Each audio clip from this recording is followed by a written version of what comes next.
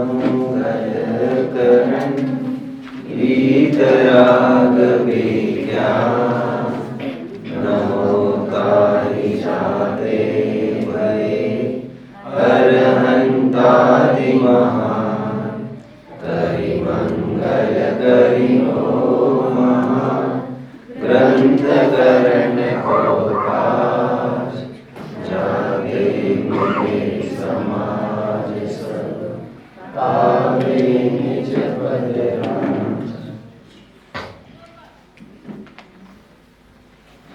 मोक्षार्थियों, असाधारण पुरुषों की खुराक असाधारण हुआ करती है। चक्रवर्ती की खुराक एक्सट्रैक्टेड खुराक होती है,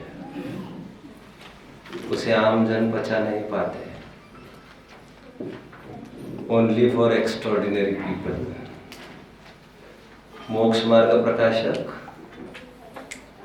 सम्यक दृष्टियों के लिए, सम्यक दर्शन की प्राप्ति करने के लिए, जिन शासन के हार्द को समझने के लिए हजारों लाखों करोड़ों शास्त्रों का एक एक्सट्रैक्टेड फॉर्म है। सुबह बात करते समय मैं ये कह रहा था, विद्वानों की परीक्षा की थोड़ी सी मैं बात कर रहा था, ग्रंथों की परीक्षा की मैं बात कर रहा था। इस बुद्धि की उपज भी इसी ग्रंथ से मुझे मिली है। स्पेशली पांचवा अधिकार इसका एक्स्ट्रॉर्डिनरी है, एक्स्ट्रॉर्डिनरी। One shouldn't miss. पक्षपातो न मे वीरे न द्वेषो कपिलादिषु युक्ति मद वचनम यस्य तस्य कार्य परिग्रह। हरिभद्र सूरी ने अपने ग्रंथ में इस छंद को लिखा है, जो अपने आप में बहुत अद्भुत है, जो ये कहता है, मुझे न ही महावीर के प्रति कोई राग है, न ही महावीर के मानने वालों के प्रति, और न ही मुझे कपिलादि के प्रति कुछ द्वेष है, न उनके मानने वालों के प्रति। मैं तो तर्क, युक्ति, लॉजिक्स पर आधारित सत्य को स्वीकार करता हूँ। फॉर्चुनेटली ये महावीर के अनुयायियों में, महावीर की वाणी में मुझे मिल गया। देयरफॉर मैं महावीर की भक्ति करता हूँ। बाद बाकी महावीर का मेरा कोई संबंध नहीं। एक महत्वपूर्ण बात भी और कह रहा था। वैसे धवल में एक बहुत सुंदर लाइन आई है, किसी ग्रंथ की अप्रामाणिक अंश को देखकर समस्त ग्रंथ और ग्रंथकार अप्रामाणिक नहीं होते। आई केम अक्रॉस दिस लाइन। इसकी क्या विवक्षा होगी, इस विवक्षा को भी समझने के लिए ताकत चाहिए। तो फुल्ली हम किसी को एक्सेप्ट करेंगे तो उनकी कमियों को भी आलिंगित करेंगे, ऐसा नहीं। और किसी को रिजेक्ट करेंगे तो उसको फूटी आंख नहीं देखेंगे, ऐसा नहीं। हम तो गांधी जी के अनुयायी हैं, जहां पर गालियां भरी चिट्ठियां आती थी, उसमें से भी आलपिन निकाल कर ले लेते थे और चिट्ठियों को जाने दो कहते थे। यदि उल्टी बाजू में कुछ नहीं लिखा है तो ब्लैंक पेपर्स का भी यूज कर लेते थे। गालियां गालियों की जगह रहने दीजिए। एक बात कहना मुझे जरूरी लग रहा है, विराटनगर में पांडे राजमल जी रहते थे। पांडे राजमल जी हिंदी साहित्य के जनक माने जाते हैं साहित्यिक फील्ड में। He was the first writer of सुधारित हिंदी। वे आप कल्पना नहीं करेंगे, 20 भट्टारकों को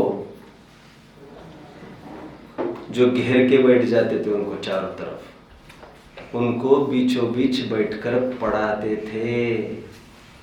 और उस जमाने में भट्टारक मतलब बहुत ऊंची पोस्ट हुआ करती थी। भट्टारकों का ही राज था। आज के भट्टारकों के रुतबे से आप समझ सकते हैं। तब तो वे ही थे सब कुछ। कितनी भट्टार कौन है, कितना सिर माथे रखा होगा उनको जो शांति से आध्यात्म की बात सुनते होंगे उनसे। लाठी संहिता में कुछ ऐसा प्रकरण आया कि क्षुल्लक अपने प्राप्त आहार में से कुछ पार्ट दान दे सकता है मुनियों को आपस में भी। कैसा विचित्र कथन किया उन्होंने। ये तो अच्छा हुआ एंड में हमें पता चला ये काष्ठसंगी है। एनीवे, लेकिन उनका लिटरेचर इतना एक्स्ट्रॉर्डिनरी माना गया है कि अभी तक विद्वान पंचाध्यायी को आचार्य अमृतचंद्र की ही कृति समझते थे, क्योंकि उनकी संस्कृत पांडेराजमल जी की और अमृतचंद्र स्वामी की संस्कृत को टक्कर देती है। और उसमें जो अपेक्षाएं, निश्चय नहीं कि कोई भेद नहीं कहना आदि आदि, वो अपने आप में एक एक्स्ट्रॉर्डिनरी थिंग है। एनीवे, खूब अध्ययन आपको करना चाहिए। टोडरमल जी ने हमें दृष्टि दी, धन्य वह मोक्ष मार्ग प्रकाशक, धन्य वह दृष्टि देने वाले। इस मामले में तो पंडित जी को जरूर धन्यवाद ज्ञापित करना चाहिए, उन्होंने हमें एक अनोखी दृष्टि दी। हर एक ग्रंथ के नाम पर चलने वाली वस्तु भगवान की वाणी होना जरूरी नहीं है। हर एक के कवर पेज को देखकर अंदर का कंटेंट, अनुमान का अनुमेय बनाना जरूरी नहीं। One more thing to be noted on this point now. इसीलिए किसी की लेखनी को देखकर किसी के आइडेंटिटी, लेखक के आइडेंटिटी, उनका लोकेशन पोजीशन भी कभी भी तय नहीं हो सकता, ना कोशिश करनी चाहिए। Are you following me? Nice. यदि मुझे विस्तार करने की जरूरत नहीं हो तो अच्छा है। पंडित आशाधर जी ने अनगार धर्मामृत लिखा, जो स्पॉटलेस माना जाता है, मैचलेस माना जाता है आज। और उसमें कैसे कुछ गड़बड़ होती, उन्होंने श्रावकाचार्य में ही गड़बड़ की। पांडे राजमल जी का अध्यात्म बोलना तो उसमें कैसे गड़बड़ होती। चरणानुयोग में कुछ होता है तो समझ में आता है। और मैं ये भी नहीं कह रहा हूं कुछ परिस्थिति वशात कुछ किया होगा, मैं ये भी नहीं कह रहा हूं कुछ परिस्थिति ऐसी बन जाती है तो हम थोड़ी सी फ्लेक्सिबिलिटी मांगते हैं बोलने में लिखने में, मैं ये भी नहीं कह रहा हूं। बट दूसरे ऊपर क्या बीती है ये जानकर बख्श तो दो यार, मैं ये कहता हूं। बट साथ में ये भी कह रहा हूं, किसी की वाणी और वचन को देखकर हम ये तय नहीं कर सकते कि लेखक हुए जो है 2000 वर्ष पहले वे भावलिंगी मुनि ही थे। आई थिंक आप समझ रहे हो मेरी बात को। क्लियर? किसी को कुछ डाउट? हम यहां पर बैठकर यह तय नहीं कर सकते अभी केवल उनकी लिटरेचर को पढ़कर कि भावलिंगी मुनि हुए। जब तक हमें भगवान की वाणी का कोई आदेश नहीं है ऊपर से, अटेस्टेड अप्रूव्ड नहीं है कि ये भावलिंगी है या अमुक बहु में मोक्ष जाएंगे एटसेट्रा एटसेट्रा, तब तक हम किसी के बारे में भी कुछ भी नहीं बोल सकते। Literature itself is not just enough to prove the position of the writer, where he standing. Position के मायने गुणस्थान विशेष से है मेरे। I think it is clear. मैं मेरे आगे के बिंदुओं की ओर बढ़ जाता हूं। मैं उससे पहले कहना बहुत जरूरी समझता हूं अभी इस पॉइंट पर। कुछ वर्षों पहले, आज से 50, 60, 70 वर्ष पहले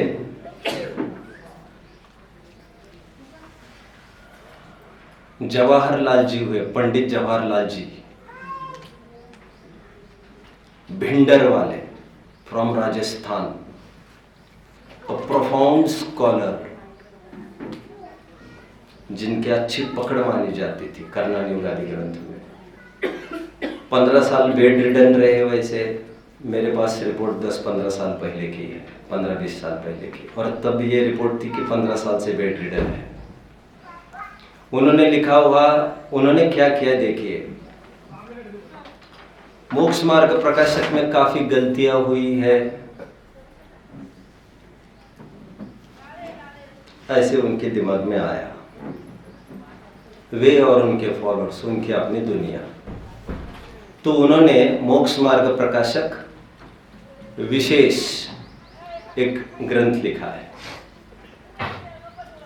विशेष का तात्पर्य तो इतना भर था कि आपको सामान्य से थोड़ा सा विस्तार करके बताना चाहिए था। विशेष उसी को तो कहते हैं, बट ऐसा न करके न उन्होंने नामकरण ठीक किया। पोस्टर फिल्म की टाइटल देखकर उसका कंटेंट अनुमानित तौर पर तो समझ में आना चाहिए ना। विशेष कहकर उसमें 41 बिंदुओं को लेकर पंडित जी साहब के सदोष सिद्ध करके ग्रंथों के हर एक चीज में उनमें दूषण लाने के लिए 10-20 आधार भी दिए हैं उन्होंने। ये ग्रंथ पढ़ लेना चाहिए कभी मौका पड़ेगा तो, अब बर्दाश्त नहीं कर पाएंगे। इतनी तानाशाही रूप से लिखा गया वो ग्रंथ है कि जिसमें गलती भी नहीं है और उसको गलती सिद्ध किया जा रहा है। और शायद तो चीज ऐसी है जैसे श्रीमद जी हमेशा कहते थे, जिनवानी कि किसी भी वचन को मेरे सामने लाकर दिखाओ, मैं उसको तोड़ मरोड़ करके विरुद्ध करके सिद्ध करके दिखा सकता हूँ, बट मैं बहुत संसार बहुत परंपरा को बढ़ाने की मेरी इतनी डेयरिंग नहीं, इसलिए आई वोंट डू दैट। उनके लिए वे शास्त्र नहीं शस्त्र हो जाते हैं। विरोधकों का रॉ मटेरियल भी यही से पैदा होता है, भटकने वाले भी यही से भटकते हैं। जितने भी मत आसपास दिख रहे वे यही से पैदा हुए हैं। इसलिए आत्मानुशासन के एक प्रसिद्ध छंद में कहना पड़ा, जिस प्रकार दुनिया में जितने भी रत्न मोती है वे सब इसी समुद्र में पहले कभी थे जो यहाँ दिख रहे हैं, उसी प्रकार जो भी मत आज दिखाई दे रहे हैं वे पहले उनका ओरिजिन सोर्स स्रोत मूल में जैनिज्म रहा है। एकांत कर करके बाहर निकल गए और वे गिर गए। समुद्र में से बूंद निकलने के बाद समुद्र को विचार नहीं करना पड़ता मेरा क्या होगा, और बूंद को भी विचार नहीं करना पड़ता क्योंकि उसके एग्जिस्टेंस तो वैसे ही नहीं रहेगा। चार्वाक मत कहाँ दिख रहा है अभी, गया खत्म, केवल पुस्तकों में पढ़ते हैं लोग। एनीवे, तो कुछ ज्ञानी समाज ने यह विचार किया कि इसका प्रत्युत्तर दिया जाना चाहिए। फिर देवेंद्र कुमार जी नीमच, डॉक्टर देवेंद्र कुमार जी नीमच अच्छे स्वाध्यायी थे ये। इन्होंने सोचा टोडरमल जी जैसे हस्ती को डिफेंड करने के लिए तो आगे कोई ना कोई आना जरूरी है। उन्होंने एक लिखा उसी पर, मोक्ष मार्ग प्रकाशक विशेष समीक्षा। किसी ने पढ़ी हो तो आई वुड लाइक टू। ओह, कहाँ हो अभी? हो मेरे पास है ये, मैंने ये लाई। कवर पेज तो it's hidden, now it's covered. ये मोक्ष मार्ग प्रकाशक विशेष समीक्षा 41 बिंदुओं पर उन्होंने चर्चा की है, और देवेंद्र जी ने सरप्राइजिंगली बखूबी ये सिद्ध किया है कि टोडरमल जी की एक एक कथनी प्रामाणिक है, और उसके 20-20 आधार दिए। और जो उन्होंने 20-20 आधार दिए थे फिर उनको गहरे में लेकर भी समझाने की कोशिश की है कि क्यों बाबा तुम सियादवाद को समझते नहीं क्या? Why are you misguiding people? पढ़ लेना चाहिए। इसी में वो मुहूर्त और अंतर मुहूर्त का भी उल्लेख उन्होंने किया है, एक्चुअली इसे भी पढ़ लेना चाहिए। एनीवे, इतना इंट्रोडक्शन देने का एक ही कारण है, अभी मेरा पेज, मैं वो पेज नंबर 10 पर 10 पेज पर हूँ। आम तौर पर आप ये बात सुनते हैं, महावीर के बाद कितने केवली हुए बच्चों? कोई बताएगा महावीर के बाद कितने केवली हुए? हाथ ऊपर करके कोई बोलो।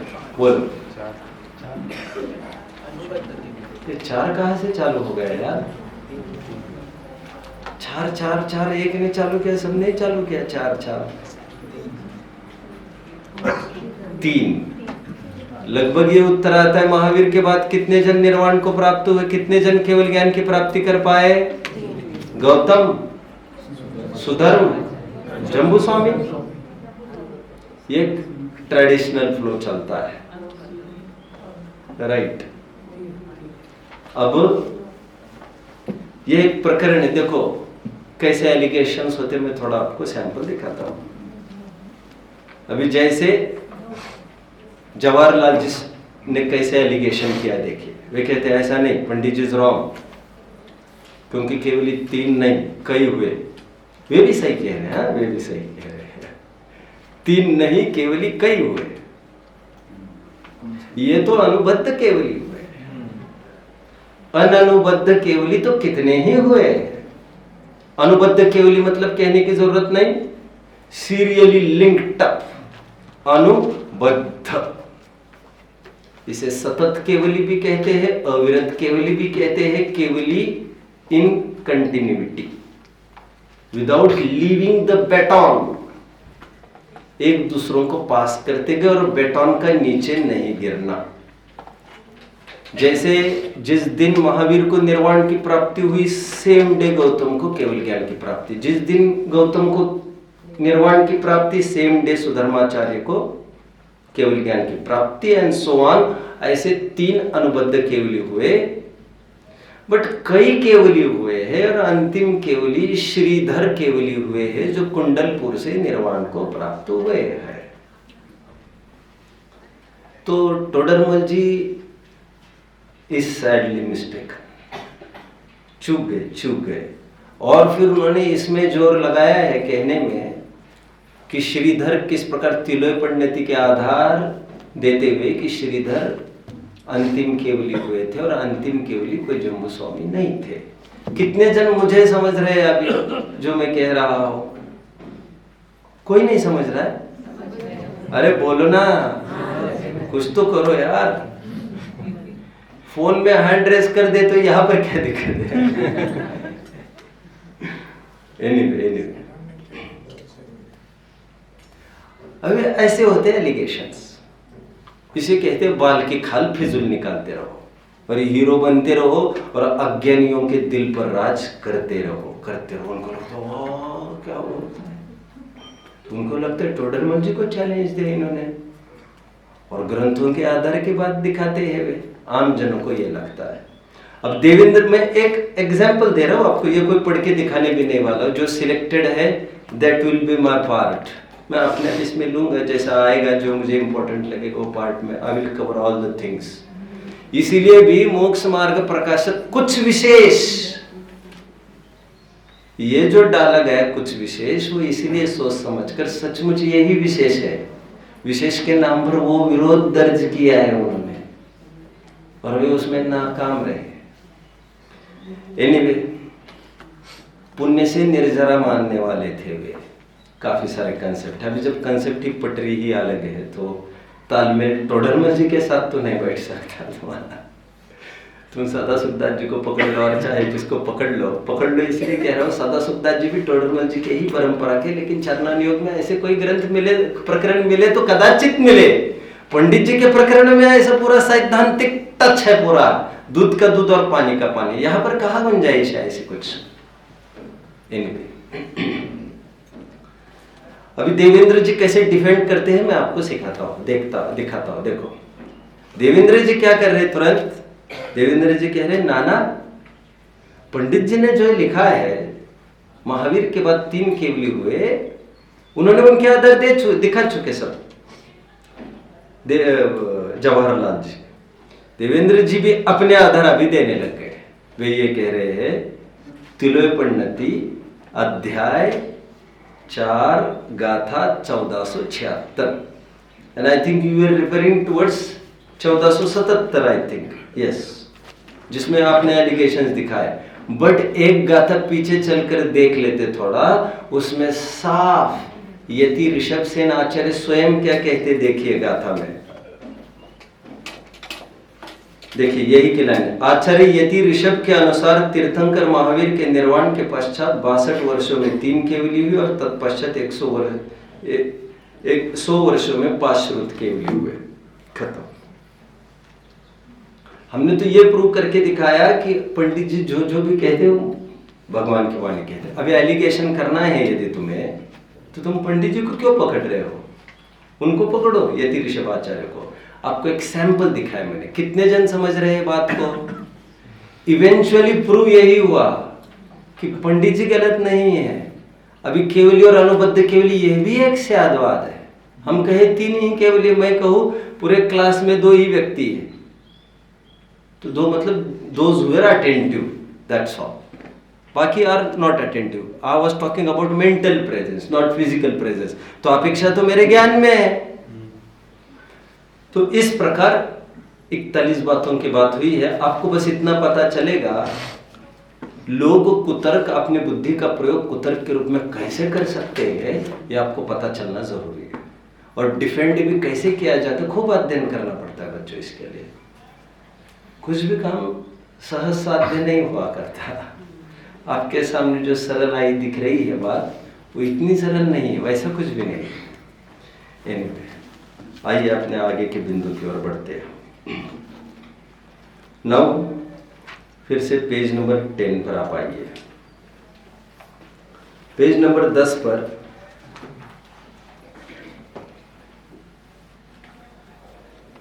क्वेश्चन टू यू ऑल, जरा मुझे उत्तर देने की कोई कोशिश करेगा।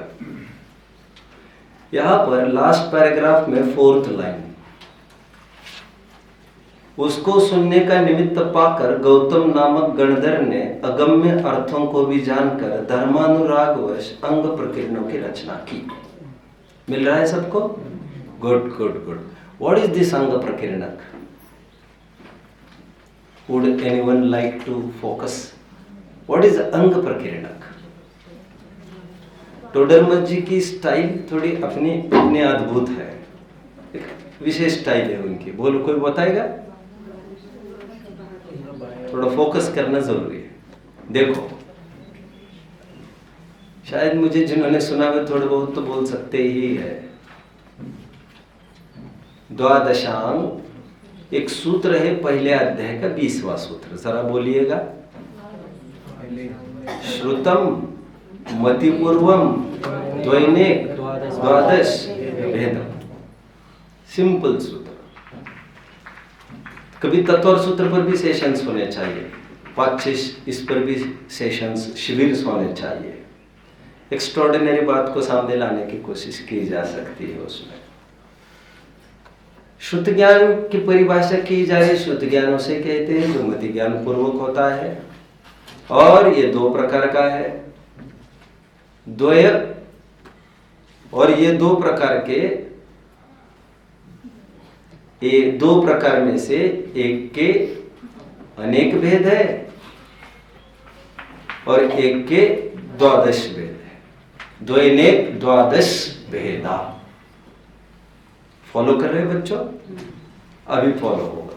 ऊपर लिखो जिनवानी, एंटायर हमारा, द्वादशा नहीं कहूंगा मैं, अभी जिनवानी ही कहूंगा, आपको पता चलेगा अभी। उसके 2 भेद करने हैं आपको, अंग प्रविष्ट, अंग बाह्य। तत्व और सूत्र की टोन में पहले अंग बाह्य लेना पड़ेगा सूत्र के हिसाब से। द्वैनेक द्वादश वेदा, राइट राइट। अब कैसे भी करिए, मुझे सूटेबल यही लग रहा है तो मैं यही बोल रहा हूं, पहले अंग प्रविष्ट और फिर अंग बाह्य।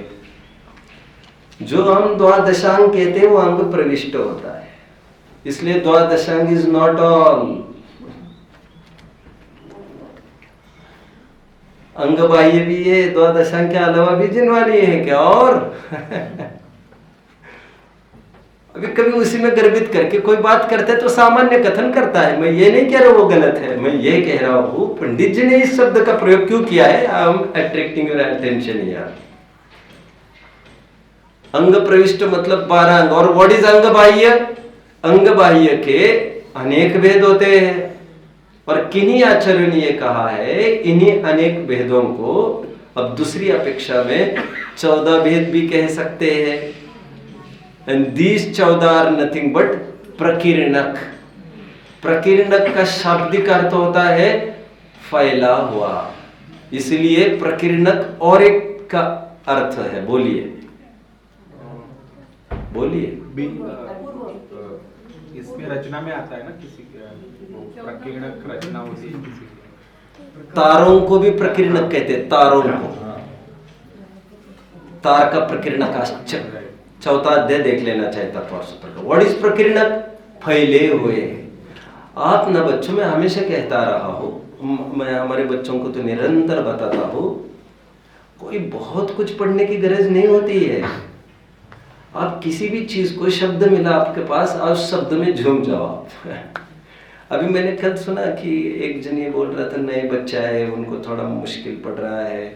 कोई ये बोल रहा था अभी, जैसे पुलाव, पुलाव क्या है वो पूछने लग गया। मेरे कान तक बात आ रही थी, अरे पुलाव नहीं कहते हो क्या? पुलाव, पुलाव वही पुलाव मुनि है। पुलाव मतलब राइस, राइस, इतना इजी है। अब इससे कोई इजी है क्या? पुलाव मुनि का अर्थ ही है। मैंने कल उदाहरण भी दिया ना आपको, जैसे चावल कवर्ड है, चावल का लोप नहीं हुआ है, तो चावल के अर्थ में ही है वो पुलाक मुनि। एनीवे, कहां तक आया मैं? हाँ, अंग प्रकीर्णक का तात्पर्य अंग प्रविष्ट और अंग बाह्य। प्रकीर्णक में बच्चों कुछ 14 विविध प्रकरण है, मंत्र सिद्धि एटसेट्रा एटसेट्रा के। अभी वो मेरा विषय नहीं है, मैं आपको इतना ही बता देता हूँ। अंग प्रकीर्णक इज एंटायर जेनवानी, द्वादशांग कहना भी अभी उनको बहुत मजा नहीं आ रहा है, दैट्स ऑल। इस बहाने हमारा ध्यान आकर्षित हो गया, द्वादशांग is not on. Anyway, let I read the line again. देखो,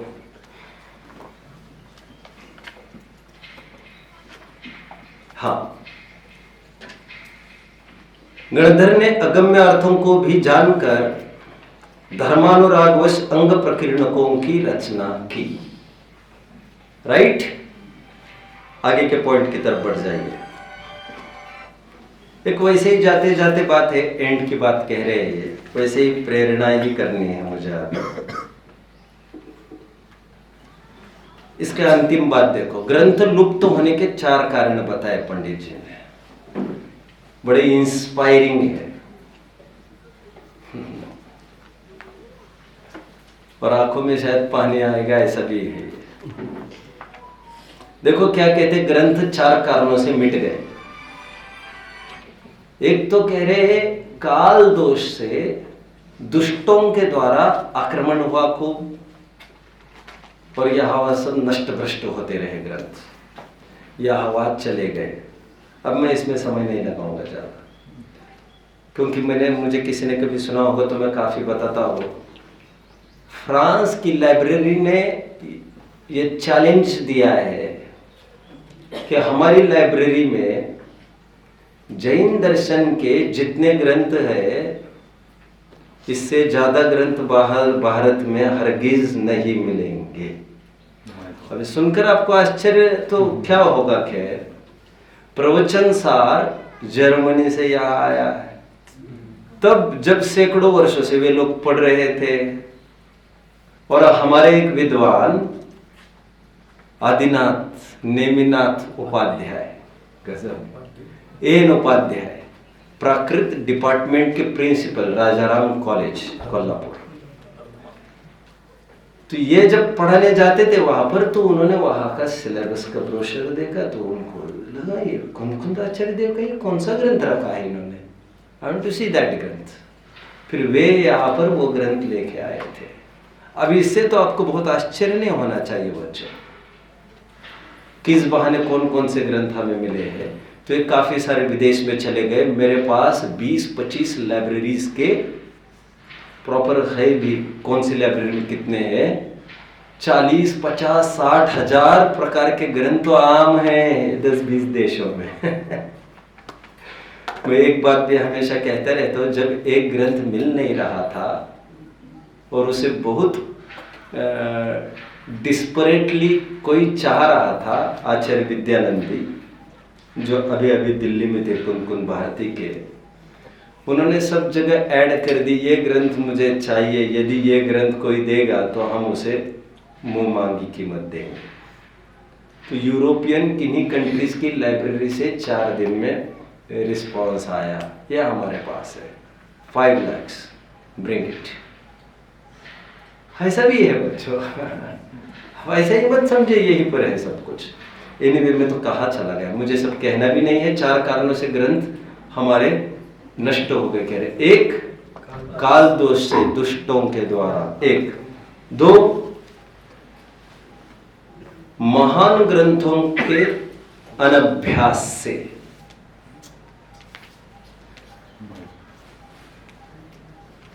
अनभ्यास मतलब प्रमाद से। सेकंड पॉइंट प्रमाद। थर्ड पॉइंट, तीसरा, कुछ ग्रंथों का नष्ट होना बुद्धि की मंदता से हुआ। होता है ना ऐसा, बुद्धि उसमें चलती नहीं, वो फिल्म कम चलती है, चलता ही नहीं, वो कैसे चलेगा वो ग्रंथ, कौन पढ़ेगा उसे? कोई समझाने वाला, समझने वाला नहीं हो, आपको दिया जाए आपके हाथ में 2-4 पेज पढ़ेंगे, एक तरफ रख देंगे आप। You will wait for a proper commentary on that granth, तो कोई आए फोकस करे तो हम समझ लेंगे। और चौथी बात ये कहते हैं, 4 बात, और कितने ही महान ग्रंथ आते, बुद्धि की मंदता के अभ्यास नहीं होता, और कितने ही ग्रंथ के है तो ना ऐसा लग रहा है विद इन रीच भी है, समझ भी सकते हैं, और हम एंथुजियास्टिक भी है पढ़ने के लिए, बट वे दर्शन मात्र ही है, हाथ लगाने की इजाजत नहीं है। इन 4 कारणों से ग्रंथ हमारे नष्ट होते हैं। एक इम्पोर्टेंट बात ख्याल में है, आपको सब कंपाइलिंग करना इतना सरल जाएगा ऐसा नहीं लगा, इसलिए इसे भी बता दिया। बात बाकी अच्छी दृष्टि से पढ़े तो इसमें से बात निकल रही है। 4 कारणों से ग्रंथ नष्ट होते हैं, जरा बताना मुझे कौन कौन से? काल दोष से। काल दोष में क्या लिया? दुष्टों के द्वारा। दूसरा प्रमाद के, प्रमाद समझ में आ सकते थे तुम्हें। एक तो बुद्धि की मंदता से, उसमें अवगाहन नहीं हो सकता। और चौथा, टोडरमल जी ने स्वयं ने कोशिश की थी धवल आदि ग्रंथों की प्राप्ति की, हाथ क्या आंख भी बढ़ाने नहीं देते थे। श्रुत पंचमी के दिन आना, देख लेंगे कहते थे, दिखा देंगे अंदर से, देख लेना। चलिए आगे, एक बड़ा प्रकरण को चुना है, लेकिन मेरा टाइम कितना उसमें सूट कर जाएगा मुझे पता नहीं है, इसलिए मैं उसे रात में ही उठाऊंगा। अभी एक अंतिम प्रकरण मेरा रहा है जिसे मैं रात के लिए रख रहा हूँ।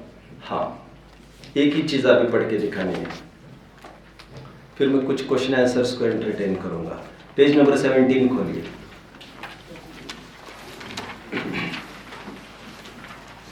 लास्ट पैराग्राफ, पुनश्च मिल रहा है श्रोता का स्वरूप। सेकंड लास्ट लाइन, शास्त्राभ्यास में अति आसक्त है, जिसका मैं जिक्र कल कर रहा था,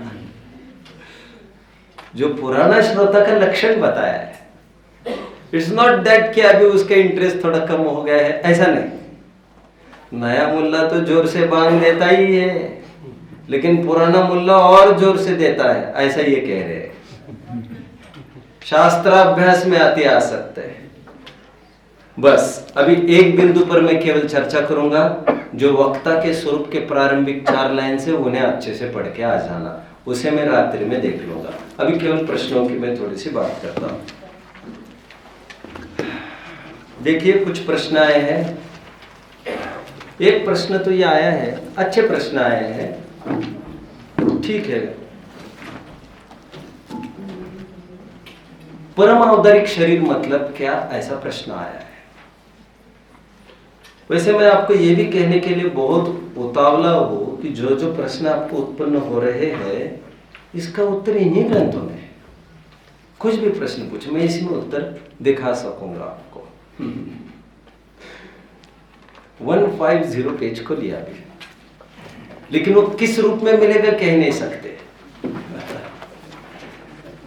कहते हैं ना लोक में, वैदिक संस्कृति में कहते हैं आपको नारायण किस रूप में मिल जाएगा कह नहीं सकते, सबके साथ अच्छे से आदर व्यवहार करो, भिखारी के भी रूप में आ सकता है, किसी भी रूप में। इसलिए मैं कहता हूँ वे नाम देते दरिद्र नारायण। गरीब है उसकी सेवा करो, उसी में भगवान हो सकता है, कभी भी अवतरित किसी भी रूप में होकर के। और हमारे यहाँ तो भगवान तो जिनवानी है, वो किसी भी पंक्ति के रूप में स्वयं को अवतरित कर सकती। क्या है वो अवतरित ही है। आपको क्या अपील कर जाए। 150 देखिए, टोडरमल जी परमावतारिक शरीर के बारे में कुछ पिक्चराइज करते हैं।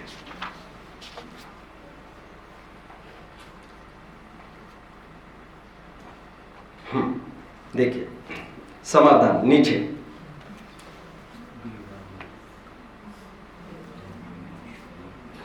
केवल ज्ञान होने पर यहां केवल ज्ञान होने पर मिला सबको। समाधान के बाद एक लाइन मैंने छोड़ दी, यहां केवल ज्ञान होने पर ऐसा ही कर्म का उदय हुआ जिससे शरीर ऐसा हुआ कि उसको भूख प्रकट होती ही नहीं। जिस प्रकार केवल ज्ञान होने से पूर्व केश नख बढ़ते थे, अब नहीं बढ़ते, छाया होती थी, अब नहीं होती, शरीर में निगोद थी, उसका अभाव हुआ।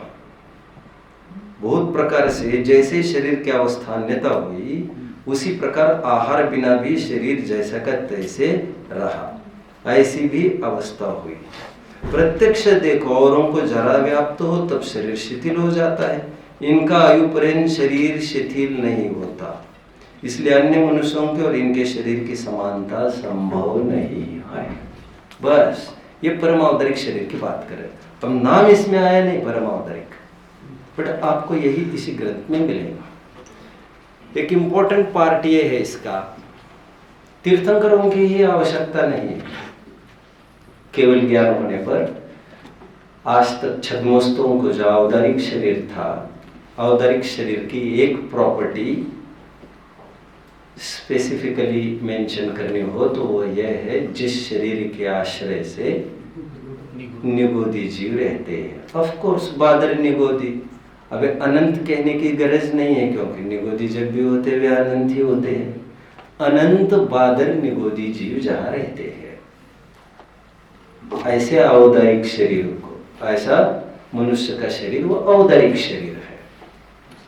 सभी वो तो त्रियंचों का भी औदारिक शरीर के आश्रय से यही है। बट जब 12वें गुणस्थान से 13वें गुणस्थान में जीव आ जाता है, बच्चों आपको ख्याल में होगा, ये मैं हमेशा कहता आ रहा हूं, द्रव्य हिंसा के प्रकरण में धवल ग्रंथ में बात लिखी है कि सबसे ज्यादा हिंसा, सबसे ज्यादा द्रव्य हिंसा जीव की हानि और किसी के नहीं अरहंतों के माध्यम से ही होती है।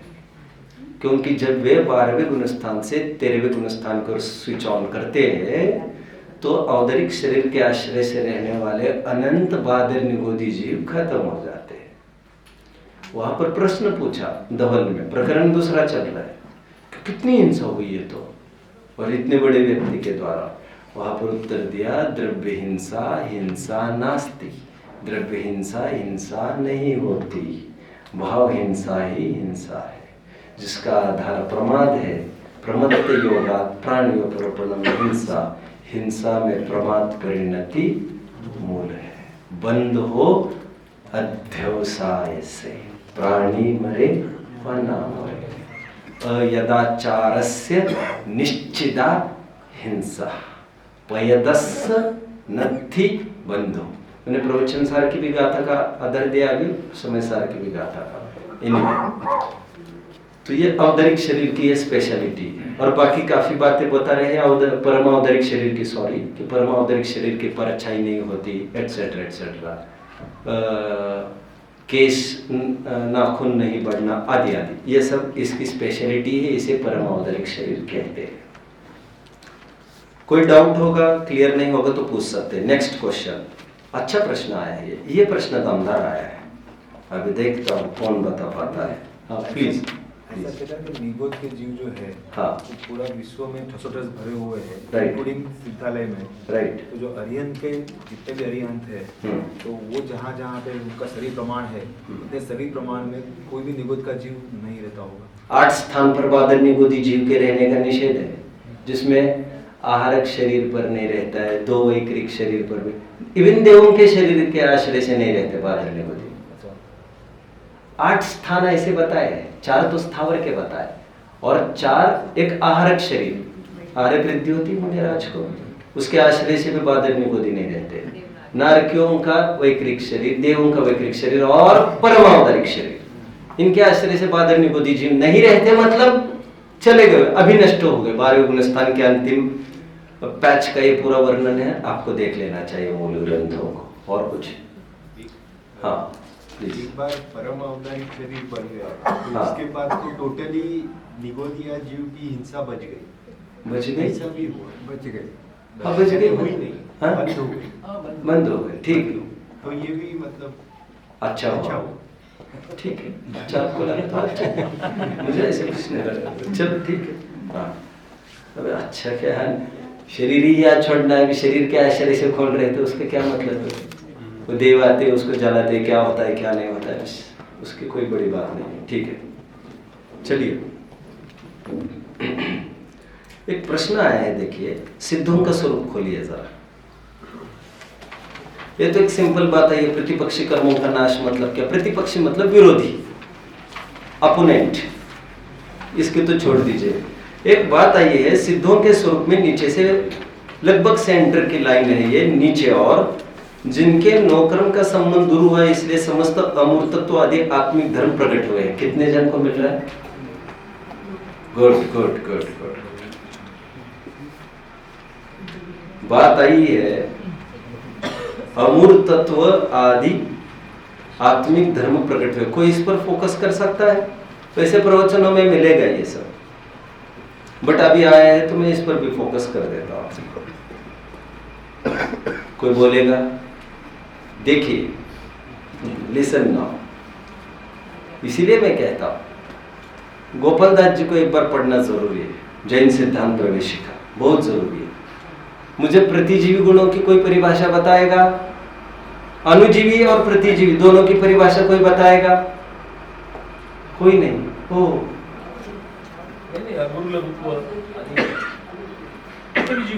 हाँ जो आत्मा संबंधित अनुजीवी को, हाँ चलिए चलिए, आप का आशय मैच कर रहा होगा। परिभाषा, भाव स्वरूपी गुणों को, आप उसको परिभाषा को समझे भी नहीं, ये समझ ही नहीं सकते, आप इस लाइन को समझ ही नहीं सकते। आई क्लेम, आई प्रोक्लेम, समझ ही नहीं सकते। अनुजीवी गुण की परिभाषा है, भाव स्वरूपी गुणों को अनुजीवी गुण कहते हैं। जैसे ज्ञान, दर्शन, सुनो सुनो, सुख, सम्यक्त्व, ऐसा भी है। ऐसे कैसे? फिर कभी अभी चार्ज करके आपको छोड़ दिया, ऐसा भी है ग्रंथ हुआ है। पढ़ो ना यार, पढ़ो कुछ। एनीवे, एंड व्हाट इज प्रतिजीवी गुण? बोलो परिभाषा, परिभाषा बताता हूं। अभाव स्वरूपी धर्मों को प्रतिजीवी गुण कहते हैं। अच्छा अच्छा अच्छा, परिभाषा ही ऐसी है उसकी। प्रतिजीवी उसे गुण कहना चाहिए ना। परिभाषा क्या है प्रतिजीवी गुण की? अभाव स्वरूपी धर्मों को प्रतिजीवी गुण कहते हैं। अनुजीवी गुण की तो साफ साफ भाव स्वरूपी गुणों को। ऐसा क्यों है यार, ऐसा क्यों है? प्रतिजीवी गुणों को कोई पर्याय नहीं होती। हाँ?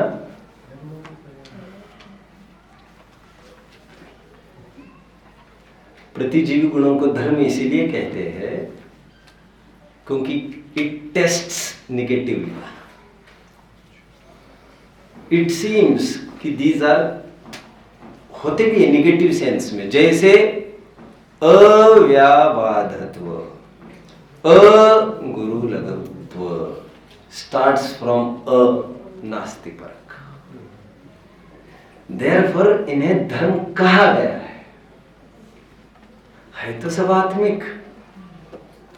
कहे कुछ आत्मा की तरफ से, कहे कुछ अनात्मा की तरफ से। अनात्मा की तरफ से कहने से गुण अनात्मिक नहीं हो जाते। कितने जन फॉलो कर रहे हैं? ये मूल परिभाषाओं में ऐसा। अभी कभी प्रसंग बनेगा, मैं और बात करूंगा, किसी को डाउट होगा तो पूछ सकते हैं। तो वैसे अमूर्तत्व न लिखकर और एक बात लिख सकते थे, सूक्ष्मत्व। नाम कर्म के अभाव में क्या प्रकट होता है? सूक्ष्मत्व। सूक्ष्मत्व का ही पर्यायवाची है अमूर्तत्व। सूक्ष्मत्व लिखते तो उसमें धर्म कहना बड़े मजे का काम नहीं होता। फॉलो कर रहे मुझे? तो धर्म कहने में क्या गड़ा है? नहीं लिखते फिर। ऐसे भी चलता, मुझे कोई आपत्ति नहीं, मैं तो बता रहा हूं। यहां अमूर्तत्व आदि धर्म प्रकट हुए हैं। धर्म प्रतिजीवी गुणों को धर्म कहने का एक ट्रेंड है, क्योंकि नास्तिपरक उनको कहा जाता है।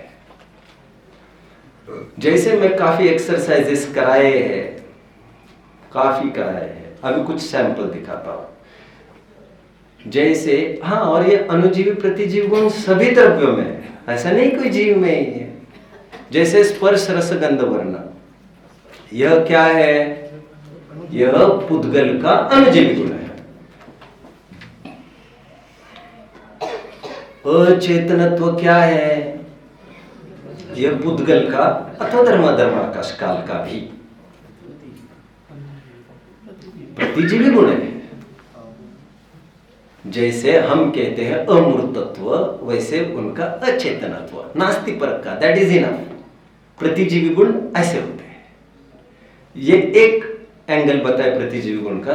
दूसरा एंगल भी है, अब उसको कहने में मुझे ट्रैक से थोड़ा बाहर आना पड़ेगा, तो अभी मैं उसे होल्ड करता हूं।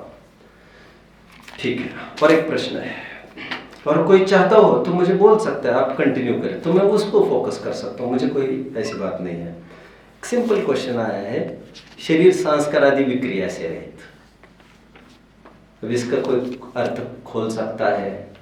ब्रह्मचर्य व्रत की भावना के अंतर्गत स्व शरीर संस्कार त्यागा पंच, ऐसा शब्द पढ़ा है। अभी कोई मुझे पूछ रहा था कल रात में, आप भी थे, फिर तो वैसे भी 28 मूल गुण में मुनिराज वन विचरो होने चाहिए, ये बात कहाँ से आ गई? ये तो है भी नहीं। मैंने कहा हो आप, पूरा सेशन हो गया अपना। 28 मूल गुण में है, जंगल में चाहिए। बोले कहाँ है 28 मूल गुण में? अरे अच्छौर्य व्रत, अच्छौर्य व्रत में कहा है? अच्छौर्य व्रत की भावना शून्यागार में उचित आवास, मतलब यदि नगर में रहते हैं, समझ में आ रहा है आपको कि नहीं आ रहा? बोलना पड़ेगा क्या? Fill in the blanks.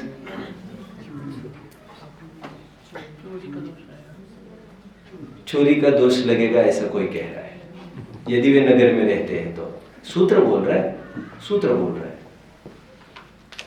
Anyway, चलिए, तो स्व शरीर संस्कार, तो शरीर संस्कार से रहित होते, मतलब बिना कारण के यहाँ वहाँ हाथ लगाना ऐसा नहीं होता मुनिराज के। गेटिंग? मुनिराज ने पूरे जीवन में 30-40 साल में कभी हाथ से अपने चेहरे की तरफ बढ़ाया होगा, ऐसा नहीं हो सकता। नहीं नहीं नहीं, गलत। समझ रहे हैं बच्चों? किसी कारण से उनका चेहरे को छू जाना हाथ संभव नहीं है। बस, और कुछ पूछना है किसी को तो पूछिए, पूछिए जो पूछना है। अब जितना पूछेंगे उतना ही बोलूंगा मैं। नहीं तो क्या होगा? नहीं तो ब्रह्मचर्य में दोष आएगा। कैसे कैसे ब्रह्मचर्य में दोष आएगा? ऐसे कैसे आ जाएगा? क्यों? हाथ को हाथ लगाया, हाथ को हाथ लगना एक अलग बात है, हाथ को हाथ लग भी सकता है कदाचित, लेकिन हाथ से अपना ऐसा हाथ रगड़ा, you can never see this scene. क्यों, इसमें क्या हो जाएगा? ब्रह्मचर्य खंडित। इसमें स्वशरीर संस्कार क्या है? कोई मेकअप किया है क्या? मेकअप की बात नहीं है वहां पर। और संस्कार का अर्थ ऐसे केवल होता भी नहीं है। हाँ? अतिचार का अर्थ कल मैं खोल चुका हूं। अतिचार ऐसे नहीं है कि लाइफ में 2-3 बार देखने को भी मिल जाए। अतिचार उसे कहते हैं एक आध बार लाइफ टाइम में कभी देखने में आ सकता है। समझे? रोज का ये रहता ना, हाँ? प्रतिक्रमण रोज 3 टाइम करते हो, प्रतिक्रमण जो भी वो पंचम काल के जीवों के लिए है। क्योंकि तुम्हारा मन इतना खराब है, तुम गलती नहीं करो तब भी तुम्हें करना है यहाँ पर। इसलिए आप समझे मेरी बात को? प्रतिक्रमण का प्रावधान चतुर्थ काल के मुनियों को नहीं हुआ करता। समझ रहे हैं आप? सॉरी कब बोलता है आदमी? गलती होने पर कि जबरन रोज 3 टाइम आकर सॉरी बोलना है। अरे ये क्या धंधा लगा रहा है? और प्रतिक्रमण को आवश्यक में डाला है, आवश्यक में 3 बार करना ही है तुमको, जबरन माफी मांगना है कुछ नहीं होने पर भी, क्योंकि तुम पंचम काल की उपज हो, तुम्हारे परिणामों का कोई भरोसा नहीं। तो तुम तो बोलो यहाँ पर आकर रोज, ऐसा रूल है। चतुर्थ काल में ऐसा नहीं हुआ करता। चतुर्थ काल में जब गलती होती है तभी प्रतिक्रमण होता है। पंचम काल के जीवों को विशेष, समझ रहे हैं? ठीक है, मैं अभी इतना ही कह रहा हूं। मुनिराज की क्रिया है, उनकी प्रवृत्ति आम प्रवृत्ति नहीं हुआ करती। अरे जो सूर्यास्त के पहले अपना आसन जमा लेते हैं, सूर्योदय तक भी आसन बदलता नहीं दिखता उनका। गलती से भी हाथ यहाँ का वहां हो जाए रात में, ऐसा नहीं होता उनका। उसका प्रमाण ये है, सूर्यास्त के पूर्व ही जाकर परमिशन मांगते हैं। फिर भी आज मेरी अस्वस्थता है, मैं 2 मुद्रा लूंगा, 3 आसन लूंगा, ऐसे वो तय करते हैं पहले ही। उसका प्रतिक्रमण भी बाद में होता है, ऐसा नहीं होता है उनका। मुनिराज को हम जैसों की बराबरी के नहीं करना चाहिए। गेटिंग? तो ठीक है, चलो। हाँ बोलिए। हाँ, अंतिम प्रहर में सोने एक आसन पे सोते थे। हाँ, तो अगर एक आसन लगा दिया है कि बैठे, अगर सोने को जाएंगे तो शरीर का पोषण नहीं होगा ऐसा। रात में ही आसन जमा लेंगे।